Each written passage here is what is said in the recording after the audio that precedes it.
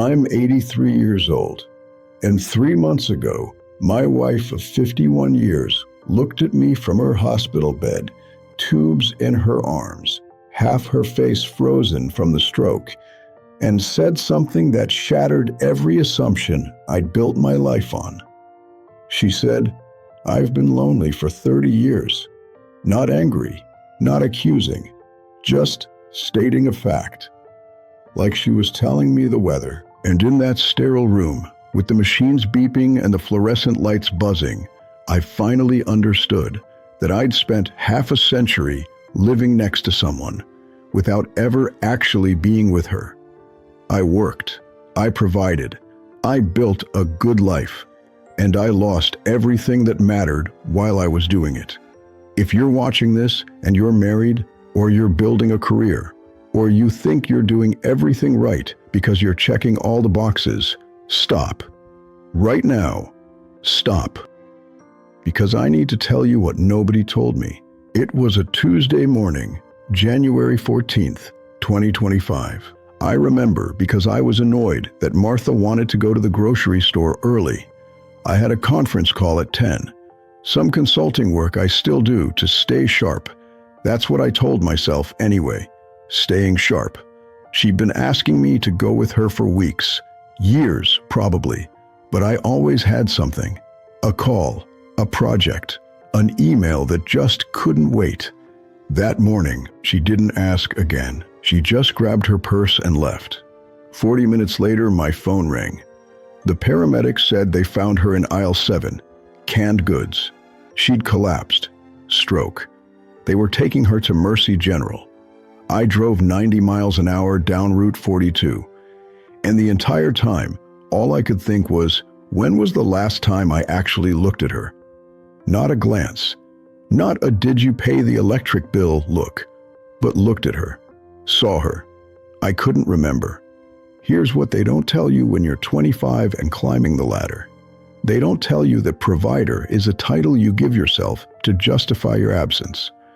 I spent 38 years as a regional sales manager for an industrial supply company.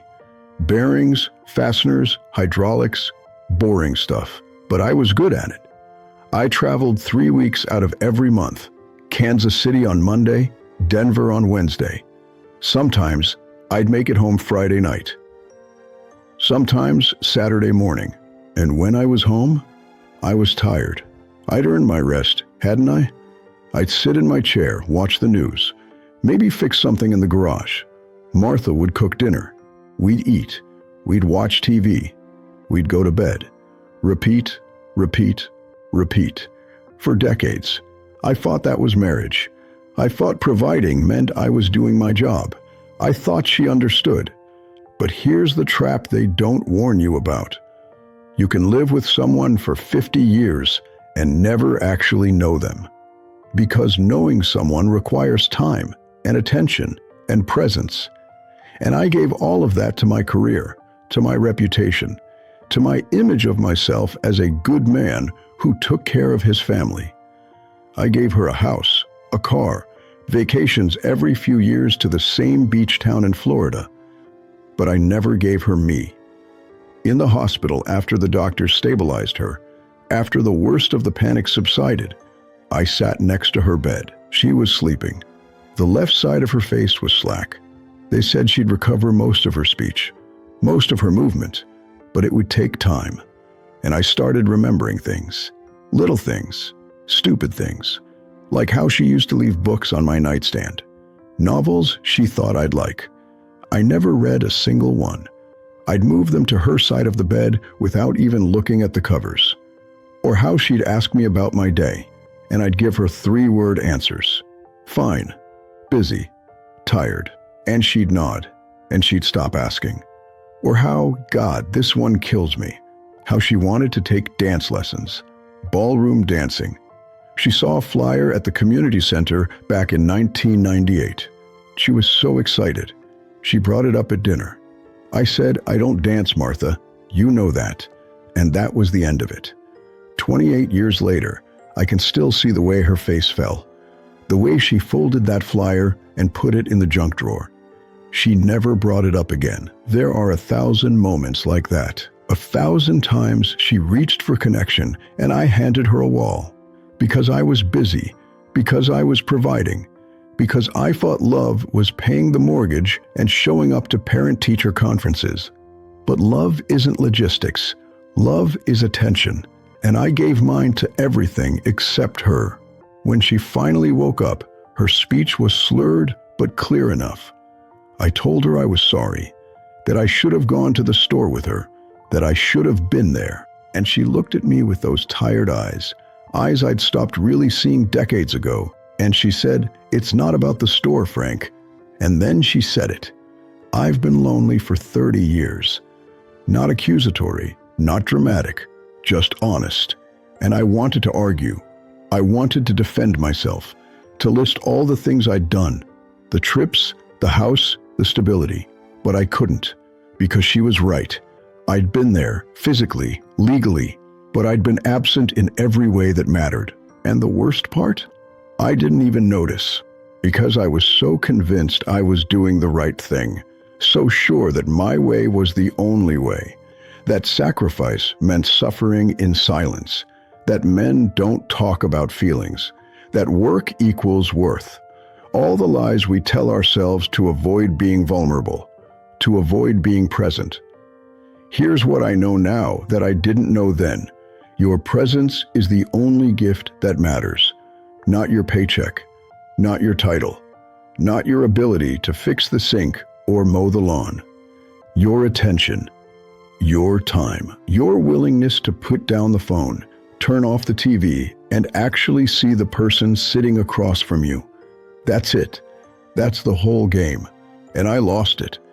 I spent 51 years married to a woman I barely knew, because I was too busy being successful. If you're watching this and you're married, or you're in a relationship, or you're so focused on your career that everything else is just background noise, listen to me. Stop. Right now. Stop optimizing. Stop grinding. Stop telling yourself you'll have time later. You won't. Later is a lie we tell ourselves to avoid discomfort today. Here's what you do instead. 1. Put down your phone during dinner. I don't care if it's important. It's not. Not compared to the person sitting across from you. 2. Ask a real question. Not how was your day? Ask, what's something you've been thinking about lately? And then, this is the hard part, actually listen. Don't plan your response. Don't check out. Listen. 3. Do something you don't want to do. Take the dance class. Go to the farmer's market. Watch the show they like. Not because you'll enjoy it, because they will. And that's the point. 4. Apologize for the times you weren't there. Even if it was years ago. Even if they say it's fine. Say, I'm sorry I wasn't present. I'm going to do better. And then do better. 5. Understand that you're running out of time. I know you're young. I know it feels like you have forever. You don't. One day you'll be 83, sitting in a hospital room, realizing you wasted decades on things that don't matter. Don't be me. Martha's doing better now. Physical therapy 3 times a week. Her speech is almost back to normal. And I'm there, every session, every meal, every evening. We talk now, real conversations, about things I never bothered to ask before. Her childhood, her dreams, the books she loves. Last week, I signed us up for ballroom dancing lessons. She cried, not because of the dancing, because I finally saw her. After 51 years, I finally showed up. And we don't have much time left. Maybe 5 years, maybe 10 if we're lucky.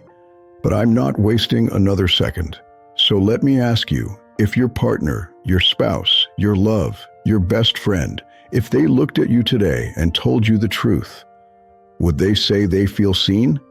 Or would they say they've been lonely for years? And would you even know the difference? Think about it.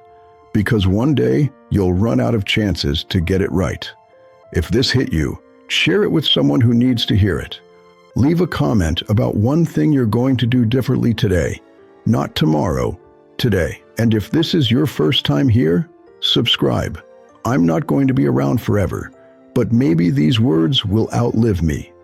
Maybe they'll save someone from making my mistakes. That's all I can hope for now. Thank you for listening.